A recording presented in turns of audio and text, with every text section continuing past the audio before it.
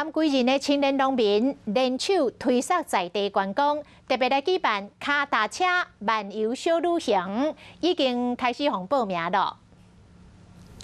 为着要推动电影观光，由在地青农所组成的归农站，特别甲农业会等单位合作，要伫礼拜办一个脚踏车游览归仁的活动。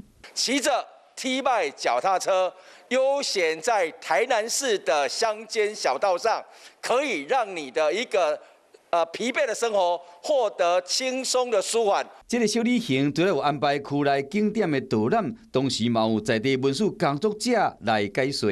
觉得在推农耕文化的这件事情，勤耕育读这样子的概念，我们可以不断的把这个概念把它展现出去哈。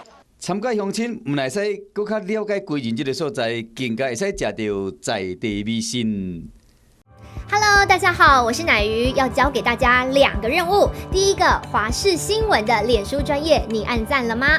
还有华视新闻的 YouTube 频道，赶紧订阅起来，还要记得按赞，开启小铃铛哦。